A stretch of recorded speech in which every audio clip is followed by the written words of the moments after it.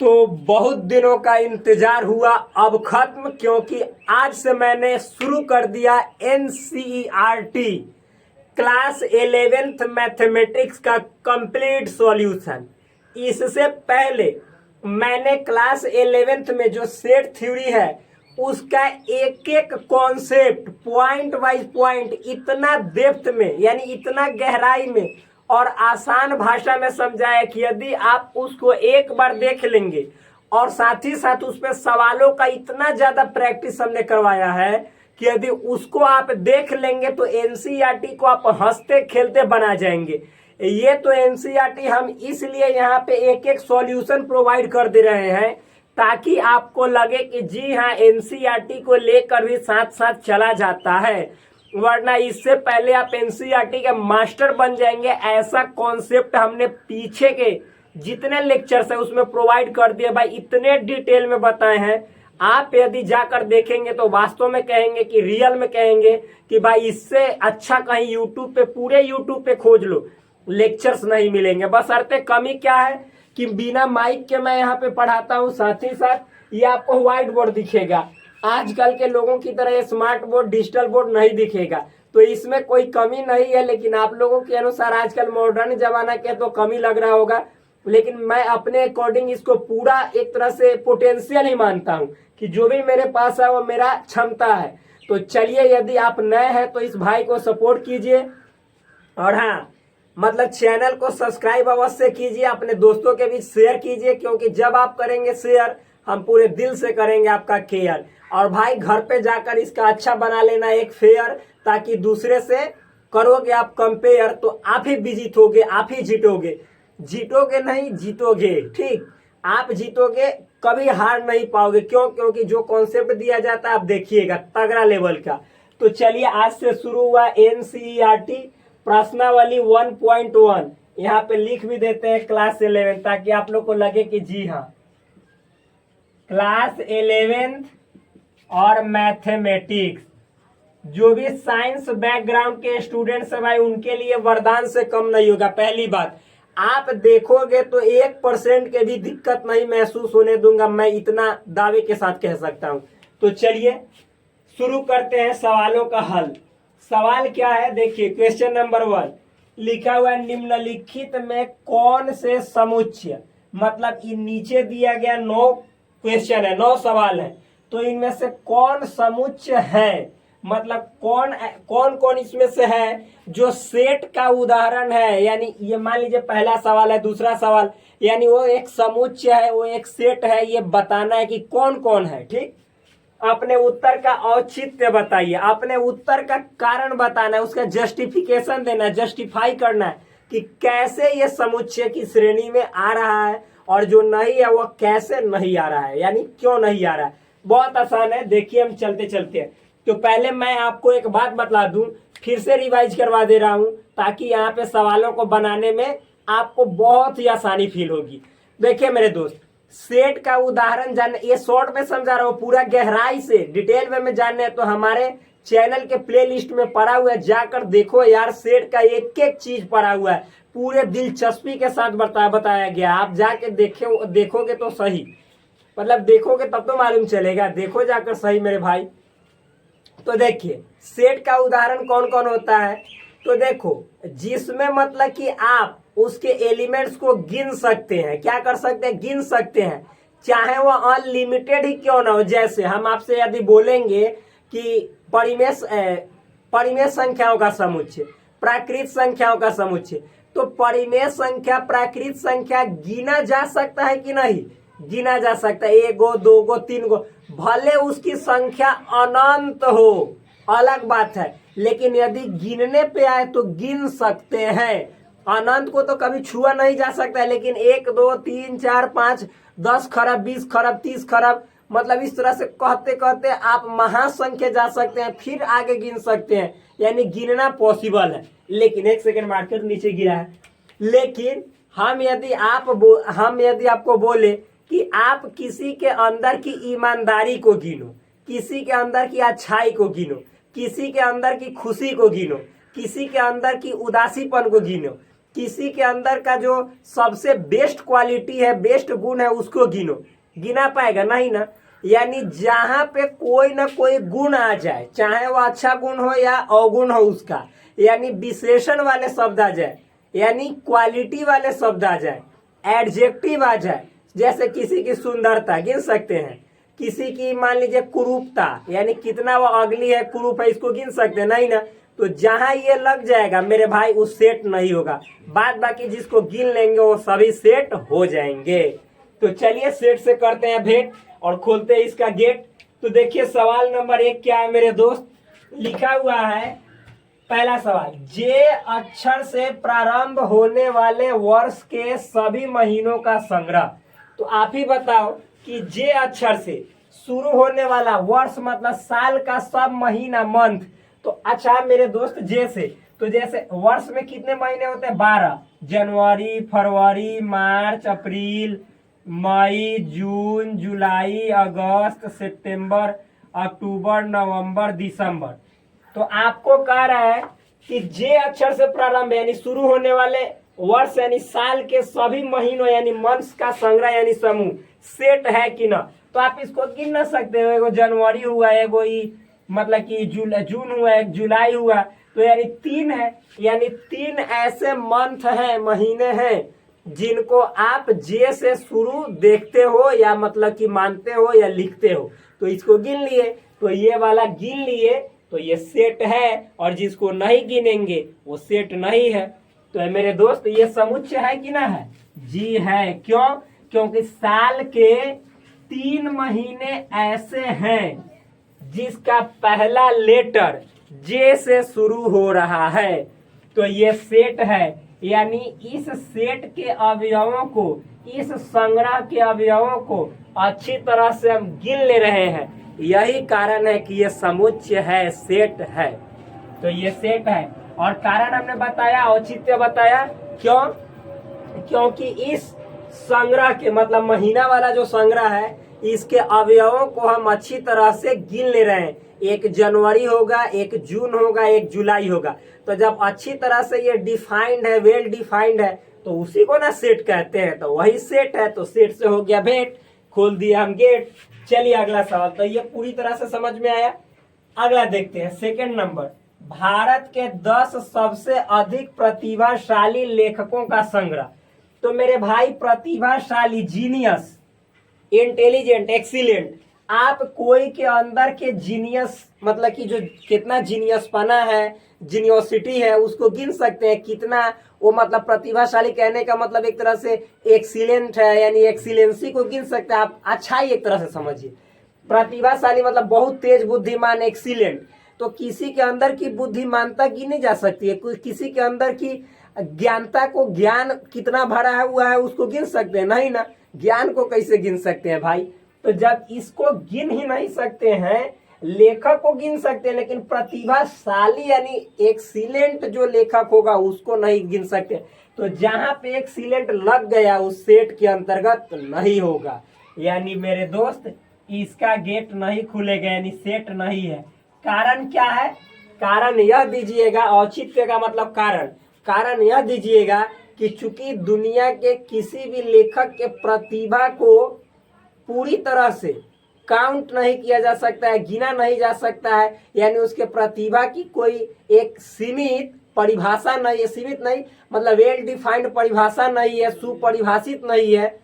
आप बोल सकते हैं, सिंपल वे में समझिए इसको लिखने के लिए, दुनिया के किसी भी लेखक के, क्या लेखक के प्रतिभा की कोई सीमा नहीं है, कोई सीमा निर्धारित है, वेल डिफाइंड है नहीं ना। तो इसीलिए ये सेट के श्रेणी में नहीं है, बस सिंपल। तो ये सेट नहीं होगा। अगला देखिए 3 नंबर, विश्व के सर्वश्रेष्ठ 11 बल्लेबाजों का संग्रह। मेरे भाई 11 बल्लेबाजों का संग्रह तो सही है, विश्व के भी सही है, लेकिन सर्वश्रेष्ठ कहने का मतलब क्या है? बोलिए। सर्वश्रेष्ठ कहने का मतलब सुपर स्टार बोल सकते हैं। तो कौन कौन सुपर स्टार, सुपर हिट 11 बल्लेबाज होंगे? आप सुपर हिट यानी कितना उसके अंदर सुपर हिट भरा हुआ है, इसको थोड़े गिन सकते।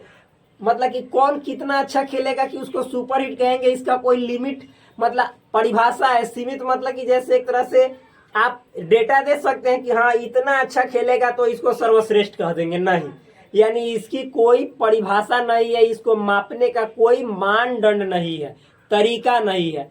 अतः कि कौन सर्वश्रेष्ठ होगा, आज विराट कोहली को आप कहेंगे कि 100 रन मारा तो सर्वश्रेष्ठ बल्लेबाज है, लेकिन कल 0 पे आउट हो गया तब तो कल के लिए बेकार हो गया। तो ऐसा थोड़ा ही होता है, किसी के अंदर की सर्वश्रेष्ठता को नहीं गिनी जा सकती है, उसके अंदर के सुपर स्टार कितना भरा है उसको नहीं गिना जा सकता है। तो चलिए ये वाला भी सेट नहीं है। कारण हमने दिया कि सर्वश्रेष्ठ होने का कोई सीमा या मानदंड निर्धारित नहीं है, इसीलिए ये सेट नहीं है, बस सिंपल है, हार्ड नहीं है। अगला सवाल 4 नंबर। तो 4 नंबर से करते हैं हम मार, क्यों? क्योंकि इसको हराना है भाई। आगे देखिए, आपकी कक्षा मतलब क्लास के सभी बालकों का संग्रह। आप ही बताइए, आपके क्लास में सभी स्टूडेंट्स, खाली स्टूडेंट्स बोल रहा, अच्छे बुरे हैं ये सब नहीं, बालकों का संग्रह। तो आपके क्लास में कितने विद्यार्थी होंगे? किस क्लास में? आप चूंकि ये क्लास 11th में पढ़ रहे हैं, तो पूरा दुनिया में 11th में जितने स्टूडेंट होंगे उसको तो गिनिए ना सकते, 1 2 3 4, भले खरब में पहुंच जाए, लेकिन गिना जा सकता है ना 1 2 3 4। कि अच्छाई कितना है उसकी तरह नहीं गिना जा सकता है, नहीं, बालकों को गिना जा सकता है। तो इसीलिए ये जो है सो सेट हुआ, यानी सेट के श्रेणी में है। कारण क्या देंगे कि कक्षा 11th के जितने जो बालक है, इसके जितने एलिमेंट्स हैं, जितने अवयव हैं इसके अंदर के, अवयव कौन हुए? बालक। और सेट कौन हुआ? कक्षा मतलब जैसे क्लास 11th ये सेट हुआ, और उसके अंदर जितने स्टूडेंट्स आएंगे वो उसके एलिमेंट हुए अवयव। तो क्लास 11th के अंदर आने वाले सभी एलिमेंट्स यानी बालकों को, स्टूडेंट्सों को गिना जा सकता है। तो ये इजी वे में सेट है, यानी इसका जो है सो मतलब कि अच्छी तरह से ये परिभाषित है कि बालक किसी को कहेंगे, जैसे हम भी बालक कहलाएंगे अगर क्लास 11th में पढ़ेंगे, तो वही बात है। तो ये सेट है। 5 नंबर के सवाल देखें तो 100 से कम सभी प्राकृत संख्याओं का संग्रह। तो मेरे भाई 100 से कम, आप प्राकृत संख्या मतलब नेचुरल नंबर, तो 1 2 3 4 5 6 7 99 तक आप इजी वे में गिन सकते हैं। तो ये भी क्या है? सेट है, क्योंकि ये क्या है? अच्छी तरह से परिभाषित है कि किसको प्राकृत संख्या यानी नेचुरल नंबर कहा जाता है। अगला सवाल यदि 6 नंबर देखें, लेखक प्रेमचंद द्वारा लिखित उपन्यासों का संग्रह। मतलब उपन्यास, नोवेल्स, यानी मुंशी प्रेमचंद जितने उपन्यास लिखे हैं, मान लीजिए कि 5 गो उपन्यास लिखे होंगे, 10 गो लिखे होंगे, तो उसकी संख्या को काउंट किया ना जा सकता है, 1 गो 2 गो 3 गो 4 गो। तो इस तरह से जैसे मान लीजिए कफन है, गबन है, रंगभूमि है, कर्मभूमि है, ये सब जानते हैं कि ना? पढ़ा कीजिए भाई, सब पढ़िएगा तो मालूम चलेगा। तो ये सब मतलब क्या है? प्रेमचंद के फेमस नोवेल्स है, तो इसको गिना जा सकता है। तो इसका संग्रह मतलब समूह सेट होगा। क्यों? क्योंकि मुंशी प्रेमचंद द्वारा लिखित उपन्यास वेल डिफाइंड है, कि जो उनके द्वारा लिखित है वो भी उपन्यास है, उसी को इसमें शामिल करेंगे। तो 1 गो 2 गो 3 गो जो गो लिखे होंगे उसको गिन सकते हैं। तो ये इजी वे में सेट है। आगे देखिए, सभी सम पूर्णांकों का संग्रह। सम मतलब इवन, पूर्णांक मतलब होता है इंटीजर। यहाँ तक कि हम नंबर्स मतलब कि कितने टाइप्स के होते हैं, संख्या होता क्या है, संख्या की क्या अवधारणा है, कॉन्सेप्ट है, एक एक बात को बेसिक में हमने इसी चैनल पे बताया है भाई। जाकर प्लीज देखिए, एक एक बात आपको अच्छी तरह से समझ में आ जाएगा। आप देखते ही नहीं है तो कहाँ से समझ में आएगा, देखिए जाकर। सभी सम पूर्णांकों का संग्रह। तब पूर्णांक जो इंटीजर यानी पूरा जिसमें अंक होता है, जैसे 1 2 3 4 ये सब पूर्णांक है, 5 6 7 8 9 ये सब पूर्णांक है। माइनस में भी हो सकते हैं, -1 -2 -3 पूर्णांक है, 0 भी पूर्णांक है। लेकिन 1.2 ये पूर्णांक नहीं है, 1/2 ये पूर्णांक नहीं है। तो आपको पूरा अंक कह रहा है कि पूर्णांक बताना है, और कह रहे हैं कि सम यानी इवन। तो मेरे भाई सभी सम पूर्णांकों का संग्रह सेट होगा, क्योंकि जैसे सम पूर्णांक कौन कौन होगा? 2 4 6 8 10 12 14 16 18, -2 -4 -6 -8। 0 भी एक सम पूर्णांक है, 0। भले आपको गिनती भूल आ जाए, लेकिन चाहिएगा 1 2 3 4 करके गिनना, तो गिन सकते हैं। यानी ये अच्छी तरह से वेल डिफाइंड है कि 2 जो है वह सम पूर्णांक है, 4 सम पूर्णांक है, 6 सम पूर्णांक है। इसमें कोई डरने वाली बात नहीं कि 6 में हम कह के आप कहेंगे है कि ना है, भाई वेल डिफाइंड है कि जो 2 से पूरी तरह विभाजित हो जाए, कट जाए, डिविजिबल है, वह समपूर्णांक है। सिंपल सी बात है। तो ये संग्रह इसका जो होगा, कलेक्शन जो होगा वह सेट होगा, यानी सेट है। क्यों? क्योंकि इसके जो इस संग्रह में यानी समूह में आने वाले जितने जो एलिमेंट्स है वह वेल डिफाइंड है, यानी अच्छी तरह से परिभाषित है। आगे 8 नंबर, इस अध्याय में आने वाले प्रश्नों का संग्रह। ये जो आप अध्याय यानी चैप्टर जो पढ़ रहे हैं प्रश्नावली 1.1, तो इसमें आने वाले जितने जो क्वेश्चंस है, सवाल है, उनका मतलब कि संग्रह, समूह। तो भाई मान लीजिए 10 गो 15 गो सवाल होगा तो उसको तो आप गिनिए सकते हैं, तो क्यों नहीं गिन लेंगे, सवालों को तो गिनिए सकते हैं। तो ये वाला आपको सेट होगा, सेट है। क्यों? क्योंकि इसके जो एलिमेंट्स है, अध्याय में आने वाले जितने सवाल हैं वो एलिमेंट कहलाएंगे। तो एलिमेंट जो है अच्छी तरह से परिभाषित है, वो इसलिए मतलब कि उसको गिन भी सकते हैं, सेट है। आगे 9 नंबर, विश्व के सबसे अधिक खतरनाक जानवरों का संग्रह। आप ही बताइए, विश्व के सबसे अधिक खतरनाक जानवरों का संग्रह। तो मेरे भाई सबसे अधिक खतरनाक किसको कहेंगे? यही खतरनाक किसको कहेंगे? डेंजरस। मान लीजिए कि आपने कह दिया सबसे खतरनाक हाथी है, हाथी के सूंड में चींटी मतलब कि ढुक गया तो चींटी उसको मार दिया, तो सबसे खतरनाक तो चींटी हो गया। मान लीजिए कि आप बाइक चला रहे हैं और बाइक चलाते चलाते आंख में कुछ नहीं पहने हुए अचानक आया एक छोटा सा, मान लीजिए कि क्या आया, अरे जो कीड़ा होता है वो आपकी आंखों में पड़ गया और कीड़ा से आपने ठोक दिया कहीं पे, आपकी मृत्यु हो गई, एक्सीडेंट हो गया, तब तो आपके लिए वो कीड़ा सबसे खतरनाक हुआ। तो खतरनाक का कोई मतलब कि दुनिया में सर्वमान्य यानी सभी कोई मान्य ऐसी कोई लिमिटेशन नहीं है, परिभाषा नहीं है। कोई चीज भी किसी के लिए खतरनाक हो सकता है, इसका एग्जैक्ट सीमा नहीं है कि ये चीज खतरनाक होगा। किसी को शेर भी छोड़ देता है कभी कभी वो शेर के पिंजरे से भी बाहर निकल जाता है। आपने दिल्ली में वो एक देखा होगा, कहानी देखा होगा कि शराब के नशे में धुत में वो शेर के मतलब कि जो पिंजरा होता है उसमें चला गया, लेकिन फिर भी वो सही सलामत बच गया। तो उसके लिए शेर भी खतरनाक नहीं हुआ, और किसके लिए तो कुत्ता भी जानलेवा हो सकता है। तो इसकी कोई मतलब फिक्स जो डेफिनेशन है वो नहीं है कि कौन सबसे ज्यादा खतरनाक है, कौन खतरनाक है। तो खतरनाक यहाँ पे विशेषण है, एडजेक्टिव है, इसीलिए ये सेट के श्रेणी में नहीं है, सेट नहीं है। यानी खतरनाक होने का कोई मतलब निर्धारित मानदंड नहीं है, इसलिए ये जो संग्रह है, ये जो कलेक्शन है, वह सेट के अंतर्गत नहीं आएगा। तो मुझे पूर्ण भरोसा है कि ये वाला सवाल आपके दिलो जहन में अच्छी तरह से ढुक गया होगा। तो आप यहाँ पे मतलब कि एक एक सवाल को देख लिए। अब जाते हैं हम 2 सेकंड के लिए रुक, ताकि ये आप सवाल अपने मतलब कि मेमोरी में अच्छे तरीके से ढुका लेंगे और साथ ही साथ आप छाप भी लेंगे, उतार भी लेंगे। तो चलिए हम 2 सेकंड इतना देर तो दे दिए काफी, आप वीडियो को रोक करके भी लिख सकते हैं। आज 1.1 समाप्त करके रहेंगे। तो अब चलिए देखते हैं सवाल नंबर 2 क्या है। लिखा हुआ है, मान लीजिए set A is equal to 1 2 3 4 5 6, रिक्त स्थानों में उपयुक्त प्रतीक एप्सिलॉन अथवा एप्सिलॉन नॉट भरिए। यानी ये आपको सवाल दिया हुआ है, 6 सवाल दिया हुआ है, और इसमें सेट ए दिया हुआ है जिसके अंदर एलिमेंट्स यानी अवयव कौन कौन है। तो 1 2 3 4 5 6 जो सेट ए के अंदर है। यानी मान लीजिए सेट ए एक घर का नाम है, तो उस घर में रहने वाले 1 2 3 4 5 6 सदस्य हैं, जिसके माथे पे चिपका हुआ है तू ए का सदस्य है, घर ए में रहता है। अच्छा, इसके अलावा और कोई नहीं घर ए में रहता है। रिक्त स्थानों में उपयुक्त प्रतीक, तो जौन जौन घर ए में रहता है उसके लिए हई वाला साइन, एप्सिलॉन वाला साइन, ये ग्रीक सिंबल है जिसको बिलोंग्स टू पढ़ा जाता है, बिलोंग्स टू। आज जिसको मतलब कि जो घर का सदस्य नहीं होगा इसके लिए ई वाला साइन, यानी तू घर का सदस्य नहीं है, तो इसमें ऐसा साइन भरेंगे। और इसी को भरना है, बहुत आसान है, सिंपल है। तो आपसे हम पूछ रहे हैं कि बताइए कि 5 ये सेट ए यानी घर ए के अंदर है, तो जी बिल्कुल है। तो जब घर ए के अंदर है तो इसके माथे पे कैसा निशान लगेगा, बिलोंग्स टू, यानी ऐसा। 8, तो 8 इस सेट के अंदर है, यानी घर ए का सदस्य है, बिल्कुल नहीं है। तो जब नहीं है तो ये वाला साइन ऐसे लगेगा, यानी 8 does not belong to set A. तो ये वाला आपका आंसर होगा। इतना समझ में आया? उसी तरह से 0 आंख से कहीं घर ए में दिखाई दे रहा है, सेट ए के अंदर दिखाई दे रहा है? नहीं। यानी जब सेट ए के अंदर आप जाइएगा तो कभी 0 आपको भेंट नहीं होगा। डेट्स वाई, इसीलिए ये जो 0 ए का सदस्य नहीं है तो इसको बोलेंगे does not belong to. Simple है।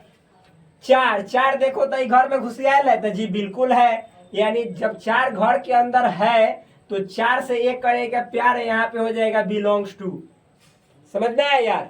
यानी यहाँ पे 4 ए का सदस्य है, 4 बिलोंग्स टू सेट ए, 4 घर ए में रहता है। उसी तरह से 2 भी है ना? जी बिल्कुल है, तो 2 बिलोंग्स टू सेट ए। 10 तो 10 इसमें दिखाई दे रहा, अंधा को भी नहीं दिखाई देगा। 6 तक पढ़े है तो सुनाई तो देगा, तो 10 कहाँ से उसको मालूम चलेगा कि सेट ए में है? नहीं ना। तो 10 ए में भेंट ही नहीं होगा तो ये इसका सदस्य नहीं है, does not belong to set A. खत्म, यही तो था। तो चलिए हम इधर गए हट, ताकि आपके दिमाग में जाएगा ये बात सट। तो चलिए अब सवाल नंबर आते हैं 3 पे। तो देखिए सवाल नंबर 3 है, कितना है? 3 क्या है? लिखा हुआ है निम्नलिखित समुच्चयों को रोस्टर रूप में लिखिए। यानी जो नीचे आपको सेट दिए गए हैं, इन सभी सेटों को रोस्टर रूप में लिखना है। सेट को लिखने की 2 विधियां, 2 मेथड्स है, जो कि हमने पीछे के वीडियो में, पीछे के लेक्चर में अच्छे तरीके से बताया। जाकर आप देखेंगे तो पूरे दिलचस्पी के साथ आपको समझ में आएंगी एक एक बातें।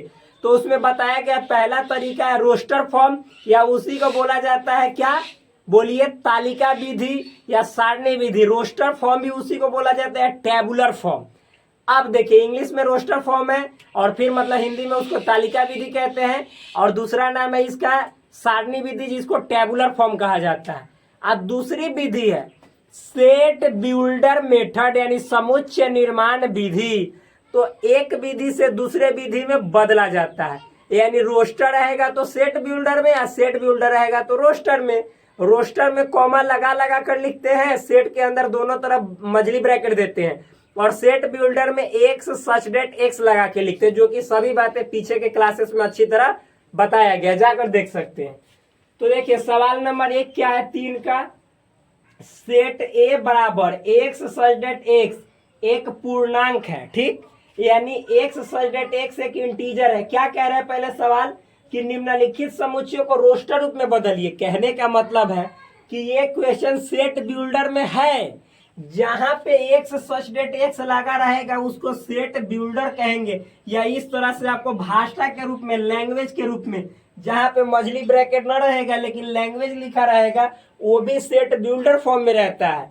और ये भी देखिए सेट बिल्डर फॉर्म में है। और जब हम इसी को बदल के और एलिमेंट्स को मझली ब्रैकेट यानी मिडिल ब्रैकेट, कर्ली ब्रैकेट जिसको कहा जाता है, के अंदर इसके एलिमेंट्स को कॉमा लगा लगा कर लिखते हैं, और 2 एलिमेंट्स को एक बार ही लिखते हैं, तो उसी को बोला जाता है रोस्टर फॉर्म। तो चलिए देखते हैं, एक एक सवाल को सॉल्व करते हैं। पहचानने का तरीका एक्स सच डेट एक्स कि सेट बिल्डर मेथड फॉर्म में है, या फिर भाषा इस तरह से, ठीक? तो चलिए इसको बदलते हैं रोस्टर रूप में। तो रोस्टर रूप मतलब इसके एलिमेंट्स को तोड़ के कॉमा लगा लगा कर लिखेंगे, सिंपल है। तो मेरे भाई हम कारण भी बताए हैं कि आखिर क्यों सेट बिल्डर और रोस्टर फॉर्म 2 फॉर्म का इजाद हुआ, खोज हुआ, आविष्कार हुआ। जाके देखिएगा तो एक एक बातें अच्छे तरीके से आपको समझ में आ जाएंगी। तो देखिए यहाँ पे लिखेंगे सेट ए बराबर एक्स सच डेट एक्स एक पूर्णांक है, यानी इंटीजर है, और एक्स इज ग्रेटर देन -3, यानी एक्स का वैल्यू -3 से बड़ा है, और लेस देन 7, यानी 7 से छोटा है। ये जो है एक्स क्या है? एक्स ऐसा है कि एक्स एक इंटीजर यानी पूर्णांक का सदस्य है, और वो कैसा है? तो वो एक्स -3 से बड़ का, 7 से छोटका। तो मेरे भाई इंटीजर में यहाँ पे 0 के दाएं तरफ जाएंगे 1 2 तो सब पॉजिटिव, और बाएं तरफ आएंगे तो सब निगेटिव। पूरा पूरा अंक होता है, वही इंटीजर होता है। तो आप ही बताइए कि -3 से बड़का, तो -3 से बड़का कह रहा है, बराबर नहीं, तो -3 से बड़का दाएं तरफ वाला होता है, चाहे किसी भी चीज से बड़ा दाएं तरफ वाला होता है। 1 से बड़ा तो दाएं तरफ वाला 2 होगा, -3 से बड़ा तो -2 होगा। तो -3 से तो बड़का है एक्स का वैल्यू, लेकिन 7 से छोटका है, तो 7 है जा जाएगा, तो छोटका मतलब बाएं तरफ और बड़का मतलब दाएं तरफ। तो इन दोनों के बीच में जो जो आएगा वही ना एक्स के बदले आएगा, सेट ए के अंदर एलिमेंट आएगा। तो मेरे भाई -3 से बढ़ का 2 -1 इधर, फिर 0 1 2 3 4 5 6, क्योंकि 7 से छोट के रहना है, बस हो गया। सिंपल है, हार्ड थोड़े ही है, क्योंकि 7 से छोटा यही है। ये सभी चीजें क्या इंटीजर है। और इस देखिए इन सभी एलिमेंट्स को, अवयव को मझली ब्रैकेट के अंदर कॉमा लगा लगा कर लिख दिए। यही आपका हो गया roster form. Simple, very easy. तो मेरे दोस्त इसको चलिए मिटाते हैं। अब हम आगे बढ़ते हैं। क्या करते हैं, आगे बढ़ते हैं। तो आगे बढ़ेंगे क्या, सेट बी में। सेट बी आपका क्या कह रहा है सो समझिएगा। यहाँ पे देखिए लिखा हुआ है कि set B is equal to x such that x, संख्या 6 से कम एक प्राकृत संख्या। यानी एक्स एक ऐसा एक्स है कि वह नेचुरल नंबर है, और वो भी नेचुरल नंबर 6 से छोटा है। प्राकृत संख्या मतलब नेचुरल नंबर, और 6 से छोटा। तो आप ही बताइए सेट बी में कौन कौन एलिमेंट आएगा। 1 आएगा, 2 आएगा, 3 आएगा, 4 आएगा, 5 आएगा, क्योंकि 6 से छोटा तो 5 ना होता है। 1 से 5 तक नेचुरल नंबर, समझ में आया ना। 6 नहीं होगा, क्यों, क्योंकि 6 तो बराबर हो जाएगा। तो सिंपल है भाई, बहुत ईजी है। अब देखिए 3 नंबर सवाल, सेट सी बराबर एक्स सजेट एक्स, 2 अंकों की ऐसी प्राकृत संख्या है। कितने अंकों की, 2 अंकों की। तो 2 अंकों की प्राकृत संख्या कहने का मतलब 10 से लेके 99, यही ना 2 अंकों की प्राकृत संख्या है। प्राकृत संख्या है, आगे इसमें लिखा हुआ है जिसके अंकों का योग 8 है। मेरे भाई जैसे देखो 1 में 0 जोड़ोगे तो 1, यानी ये 2 अंक वाला संख्या के अंकों का योग 1 के हुआ।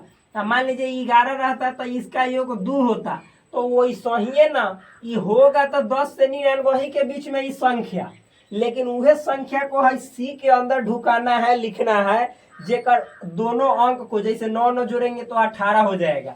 तो उसी तरह से वो दोनों अंक के जोड़ेंगे ना, उस संख्या जो लेंगे 8 आना चाहिए। तो आप ही बताइए 10 से 99 तक में अगर जो हम 17 लिए 10 से 20 के बीच में, तो 1 का 7 8, यानी सी नंबर में यदि हम सी वाला का आंसर लिखे तो एक तो 17 हो जाएगा, क्योंकि 1 में 7 जोड़ेंगे तो 8 लाना है। फिर 10 से सब में 1 1 गो होगा। आगे 10 से 20 तक में 17, 20 से 30 तक में क्या होगा, तो मेरे दोस्त 26, क्यों, क्योंकि 2 6 8। फिर 20 से 30 तक में 26, 30 से 40 तक में कौन होगा बताइए, सिंपल 35, 3 5 8।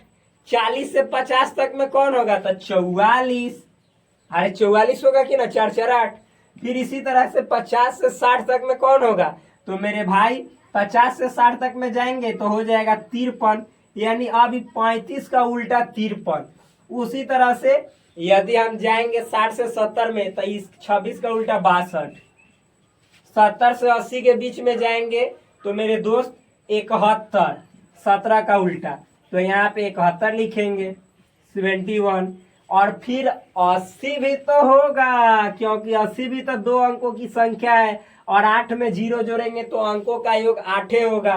तो इतने सारे एलिमेंट्स आएंगे, अवयव आएंगे सेट सी के अंदर, जो 2 अंकों की संख्या है, एक नेचुरल नंबर है, और इसके अंकों का योग कितना है, तो 8 है। देखिए कितना आसान है, सिंपल है कि ना, बहुत इजी है। तो चलिए ये 1 नंबर हो गया, 2 नंबर, 3 नंबर भी हो गया। अब आते हैं सवाल नंबर 4। 4 कह रहा है सेट डी बराबर एक्स सजेट एक्स एक अभाज्य संख्या है जो संख्या 60 की भाजक है। बिल्कुल आसान है, मतलब कि एक्स क्या है, तो एक ऐसा अभाज्य संख्या है जो 60 को पूरी तरह से डिवाइड कर दे रहा है। तो मेरे भाई अभाज्य संख्या, जिसको इंग्लिश में क्या कहते हैं, प्राइम नंबर। प्राइम नंबर देखिए, यानी अभाज्य संख्या। मैंने प्राइम नंबर क्या होता है, इवन नंबर क्या होता है, ऑड नंबर क्या होता है, A to Z नंबर पीछे के लेक्चर में बताया हुआ है। प्लीज अब जाकर देखिए, एक एक चीजें आपको अच्छे तरीके से समझ में आ जाएगा। तो देखिए प्राइम नंबर वो होता है जिसके मात्र 2 फैक्टर होते हैं, 2 गुणनखंड होते हैं। पहला तो एक जो संख्या होता है वह स्वयं, और दूसरा 1 1 होता है बस, यानी वह जो संख्या है वह अपने आप से डिविजिबल है, यानी कटता है और एक से कटता है, वही प्राइम नंबर है। तो मेरे भाई इतना जानने के बाद आपको यहाँ पे बताना है कि 60 जो है वह कौन कौन से प्राइम नंबर से पूरी तरह से डिवाइड हो जा रहा है। तो आप बताइए, हम बोलेंगे 1 तो प्राइम नंबर है नहीं, यानी सेट डी में जब इसको रोस्टर रूप में बदलेंगे तो क्या क्या आएगा 2। तो देखिए 2 से तो पूरी तरह से डिवाइड हो जाएगा 60, क्या 30 बार में 30 बार में, तो जी 2 आएगा। 3 भी प्राइम नंबर है क्योंकि 3 के फैक्टर 1 और 3 बस 2 ही है, तो 3 से भी पूरी तरह से डिवाइड हो जाएगा 60, तो 3 भी है। फिर 4 की बात करें तो 4 तो प्राइम नंबर है ही नहीं, वो तो संयुक्त संख्या, तो वो होगा नहीं। 5 की बात करें तो 5 से भी कट जाएगा और 5 प्राइम नंबर भी है। क्यों प्राइम नंबर मतलब अभाज्य संख्या, क्यों? क्योंकि 5 से आप देखेंगे तो मतलब 60 12 बार में कटेगा और जो 5 है वह प्राइम नंबर है, इसीलिए 5 भी इसमें शामिल होगा, इसके एलिमेंट्स होंगे। फिर उसके बाद 7 को देखें कि चूंकि 7 प्राइम नंबर है तो 7 से 60 कटेगा कभी नहीं, यानी उसमें भाग लगेगा, डिवाइड होगा नहीं होगा। 7 के बाद आप कौन सा प्राइम नंबर लेंगे? 9 प्राइम नंबर नहीं है, 9 जो है सो ऑड नंबर है बल्कि प्राइम नंबर नहीं है। 11 तो 11 से तो 60 कटेगा नहीं, 13 तो 13 से भी नहीं कटेगा, जिसके कारण बस इतना ही होगा। यानी सेट डी में जब इसको रोस्टर रूप में बदलेंगे तो आपका आएगा 2 3 5। सिंपल, वेरी इजी, बहुत आसान है। बात करते हैं 5 की। तो मेरे भाई 5 में क्या है सो समझिएगा। 5 में कह रहा है कि सेट ई बराबर त्रिगोनोमेट्री शब्द के सभी अक्षरों का समुच्चय है। ये भी बहुत आसान है। सेट ई क्या है? तो त्रिगोनोमेट्री शब्द के सभी अक्षरों का समुच्चय। तो आप ही बताइए कि हमने बताया था कि जहां जहां एक सब्जेक्ट दिख जाए तो वह सेट बिल्डर में होगा, उसको रोस्टर में बदलना है। तो यहाँ पे तो नहीं है, तो नहीं दिखेगा तो भाषा के रूप में लिखा हुआ रहेगा और मंझली ब्रैकेट नहीं लगेगा। देखो त्रिगोनोमेट्री बेटर, तो यहाँ पे भाषा के रूप में लिखा हुआ है लेकिन मंझली ब्रैकेट नहीं लगा हुआ है, और मंझली ब्रैकेट लगेगा तो एक सब्जेक्ट एक अवश्य रहेगा, तो रोस्टर फॉर्म में। आज जब इसको हम सेट बिल्डर फॉर्म में, आज जब इसको हम रोस्टर फॉर्म में बदल रहे हैं तो अवयवों को मंझली ब्रैकेट के अंदर, मिडिल ब्रैकेट के अंदर कॉमा लगा लगा कर लिख रहे हैं, ठीक। तो ये रोस्टर फॉर्म है। तो आगे देखिए त्रिगोनोमेट्री शब्द के सभी अक्षरों का समुच्चय। तो ये सिंपल है, यहाँ पे हम लिख रहे हैं सेट ई बराबर, तो मेरे भाई त्रिगोनोमेट्री में जो जो लेटर है उसको अलग अलग लिख दो, जैसे टी है, आर है, फिर आई है, जी है, फिर उसके बाद ओ है, इतना है, फिर एन है और फिर ओ है। तो चूंकि ओ को आपने ऑलरेडी एक बार लिख दिया तो रिपीट नहीं करना है। एम, तो एम आप यहाँ पे लिख दो, फिर ई, तो ई लिख दो, फिर उसके बाद टी, तो टी एक बार लिख दिया तो फिर से नहीं, आर तो आर लिख दिया तो फिर से नहीं, वाई तो वाई लिखो, हो गया। यही तो है, सिंपल है। 5 नंबर का त्रिगोनोमेट्री शब्द के सभी अक्षरों का समुच्चय है, तो इसको रोस्टर रूप में बदल दिए, बहुत इजी, वेरी नॉर्मल, आसान है।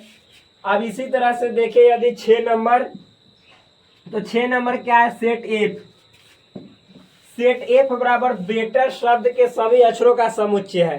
तो मेरे भाई बेटर में पहले बी है तो बी लिखेंगे, ई है तो ई लिखेंगे, फिर डबल टी के बदले सिंगल टी, क्योंकि एक ही टी को रिपीट नहीं करेंगे। फिर एक ई है तो ई नहीं लिखेंगे क्योंकि ई को मैंने ऑलरेडी लिख दिया है। फिर आर है तो यहाँ पे आर लिखेंगे, हो गया। बहुत नॉर्मल है, आसान है, इजी है, वेरी इजी। तो यही तो है।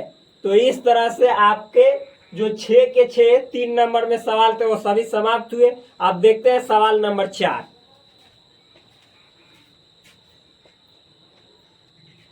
तो देखिए सवाल नंबर 4 क्या है, बहुत आसान है, हार्ड नहीं है, बिल्कुल इजी है।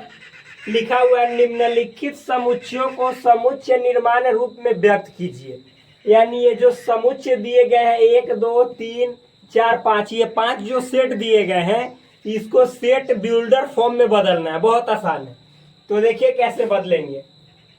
तो यहाँ पे आपको पहला सवाल में क्या है मेरे भाई, लिखा हुआ है 3 6 9 12, इतना लिखा हुआ है।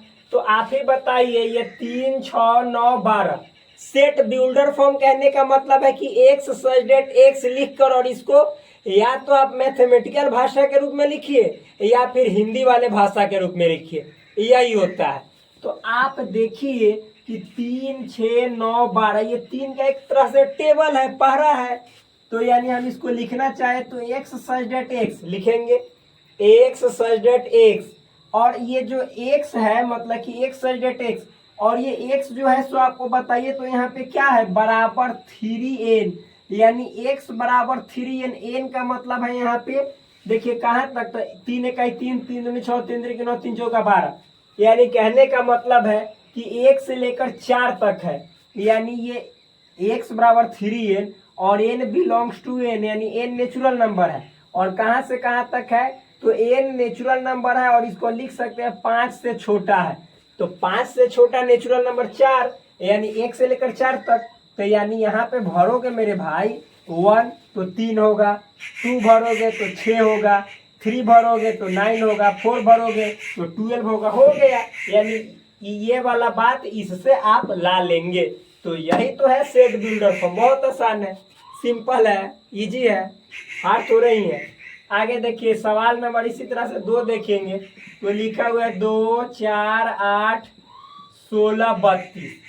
आप ही बताइए कि 2, 4, 8, 16, 32, तो 2 का पावर अगर 1 करेंगे तो 2, 2 का पावर 4, 2 करेंगे तो 4, 2 का पावर 3 करेंगे तो 8, 2 का पावर 4 करेंगे तो 16, 2 का पावर 5 करेंगे तो 32।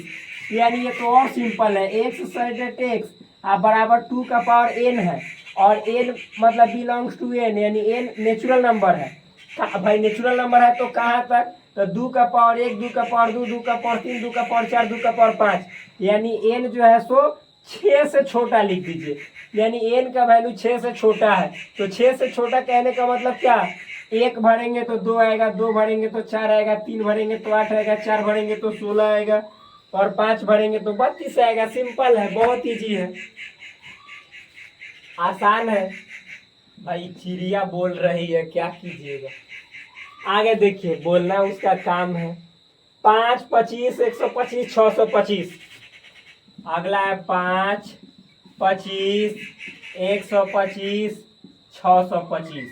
तो ये तो और इजी है, 5, 25, 125, 625, यानी ये 2 पर था, ये 5 के पावर है, यानी बस सिंपल है, एक्स सच डेट एक्स बराबर 5 का पावर n, और 5 का पावर n है तो 1, 2, 3, 4, यानी 4 तक है।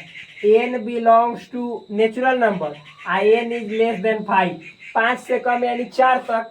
तो 5 का पावर 1 रखिएगा तो 5, 2 रखिएगा तो 25, 3 रखिएगा तो 125, 4 रखिएगा तो 625। वेरी सिंपल, बहुत इजी है। यदि हम सवाल नंबर 4 की बात बोले तो 4 क्या है, यहाँ पे देखिए 2 है, 4 है, 6 है, फिर इसके बाद कॉमा डॉट डॉट डॉट, इस तरह से है, यही है। तो आप बताइए कि मेरे भाई इतना आपको दिखाई दे रहा है 2, 4, 6, तो एक तरह से ये अनंत तक जाएगा, यानी ये 2, 4, 6 आपको क्या दिखाई दे रहा है, अरे बोलिए तो सही, 2, 4, 6, 8, 10 ऐसे चलते जाएगा। तो 2 का गुणज है, यानी 2 का मल्टीपल है, 2 का पहरा है।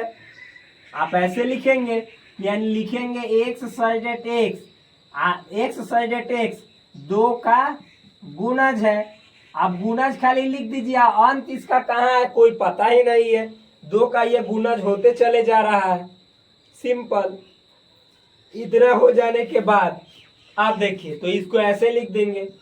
5 नंबर यदि देखेंगे तो 5 नंबर क्या है मेरे भाई, 1 है, 4 है, 1 है, 4 है, 9 है, डॉट डॉट डॉट, फिर 100 है। तो ये तो और आसान है, 1 से लेकर 100 तक है, लेकिन क्या है 1, 4, 9, यानी हर संख्या का वर्ग है। वर्ग मतलब स्क्वायर, 1 का स्क्वायर 1, 2 का 4, 3 का 9, इसी तरह से 4 का 16, 5 का 25, 10 का 100। यानी कहने का मतलब है ये सब क्या है, अरे बोलिए तो सही, ये सब है क्या, तो ये सभी जो है सो वर्ग है। और किसका वर्ग है, तो 1 से लेकर 10 तक का। यानी हम लिखेंगे एक्स सच डेट एक्स बराबर n स्क्वायर, और जहाँ पे n belongs to a natural number, n का जो वैल्यू है आप लिख सकते हैं 11 से छोटा, या आप ऐसे भी लिख सकते हैं। ये नहीं कि हम बार बार ऐसे लिख रहे हैं तो कहिएगा कि बुक में तो दूसरे तरीके से है, तो अब मेरे भाई आप n का वैल्यू ऐसा लिख सकते हैं क्या? अरे बोलिए।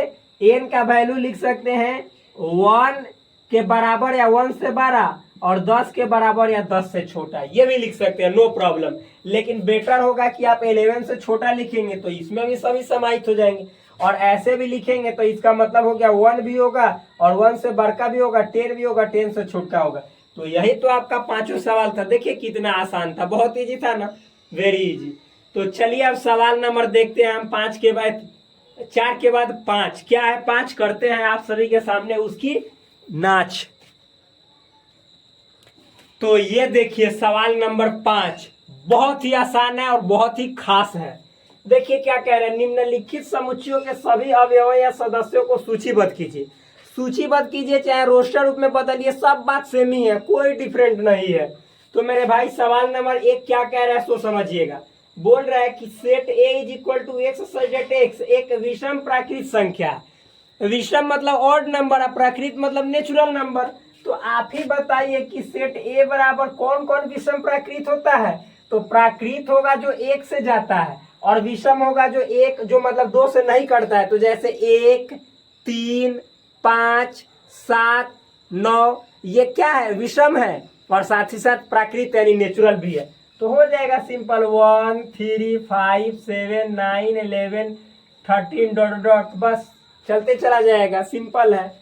फिर इसी तरह से यदि हम सेट बी की बात करेंगे तो क्या लिखा हुआ है? एक्स सजेट एक्स एक पूर्णांक है, मतलब पूर्णांक है, पूर्णांक मतलब पूरा पूरा अंक, अधूरा नहीं।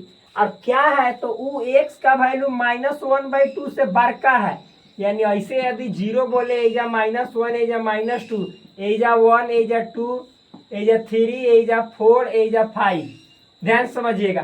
तो -1/2 से बड़का है, तो -1/2 मतलब हुआ -0.5, यानी 50 पैसा माइनस में तो 0 यानी हेजा होगा, यानी ई वाला एजा से बड़ा मतलब दाहिने तरफ जाएंगे। और फिर 9/2 से छोटा, यानी 9/2 का मतलब 4.5, तो 4.5 कहने का मतलब एजा से ऐसे, यानी इन दोनों के बीच में ना जो इंटीजर होगा, इंटीजर मतलब पूरा पूरा अंक। तो रे मेरे दोस्त इस हाई एकरा से 12 हाई 0 होगा, 0 भी इंटीजर है, हाई 1 होगा, फिर उसके बाद 2 होगा, फिर 3 होगा, फिर 4 होगा, बस सिंपल, यही तो है, इजी है, नॉर्मल। तो चलिए ये वाला हम मिटाते हैं और अगला देखते हैं। तो सवाल नंबर कितना आप देखेंगे मेरे भाई? तो सवाल नंबर 3C है, बहुत इजी है ये भी। क्या कह रहा है? एक्स सजेट एक्स एक पूर्णांक है।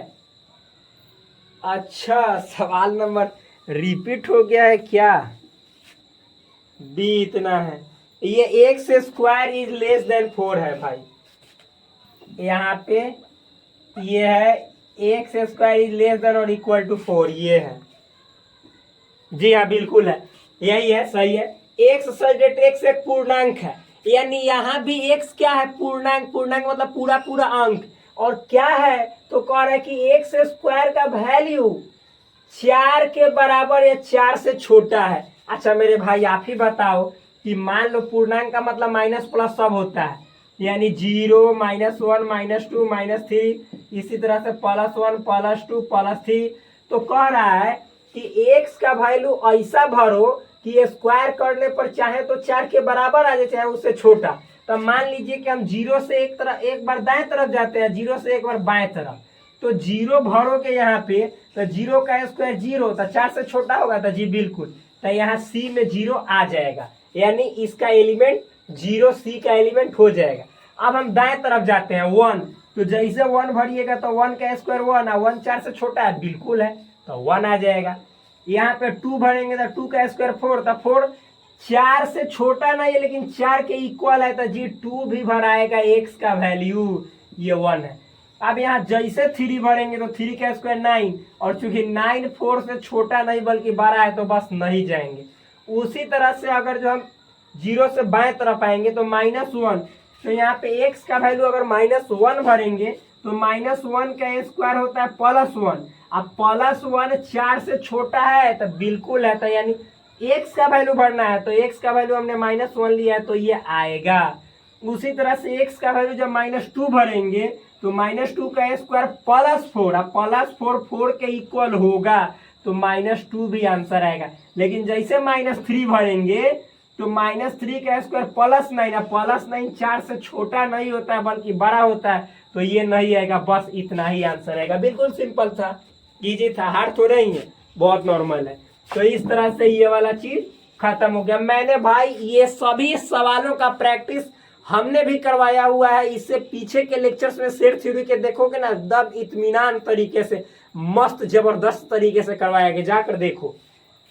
सवाल नंबर 4, सेट डी बराबर एक्स सजेट एक्स लोयल शब्द का एक अक्षर है। बिल्कुल पीछे की तरह जो सवाल 3 नंबर देखे हैं, तो डी बराबर लोयल, तो ए लिखना है, फिर ओ लिखना है, फिर वाई लिखना है, वाई फिर ए लिखना है, और फिर एल है तो नहीं लिखेंगे। क्यों? क्योंकि एल एक बार लिख दिए तो रिपीट नहीं करेंगे।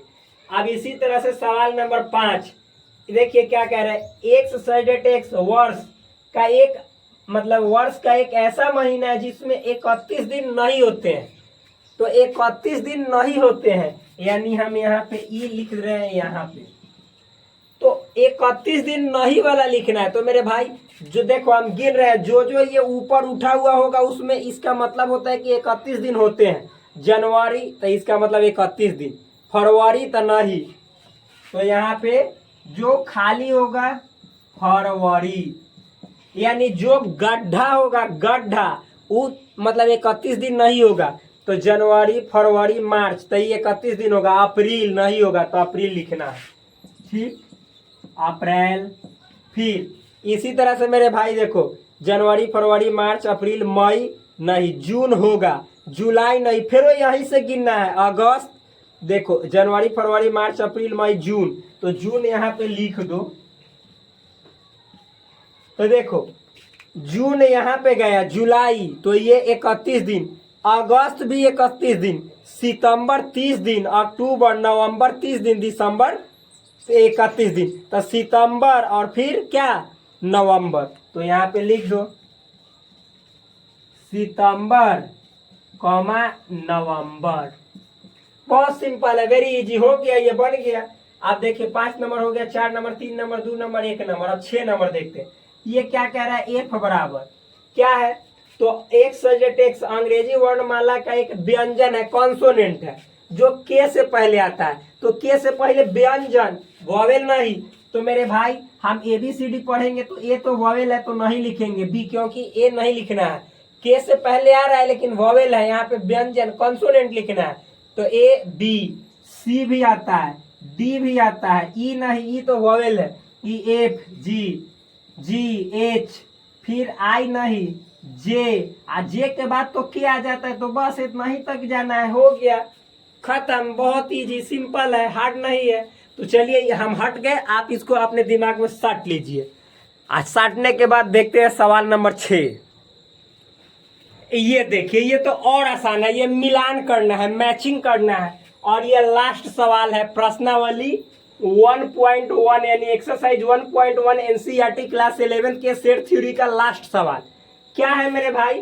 तो देखिए लिखा हुआ बाईं और रोस्टर रूप में है, हमने पूरा क्वेश्चन नहीं लिखा, आपके पास बुक तो जरूर होगा, देख सकते हैं।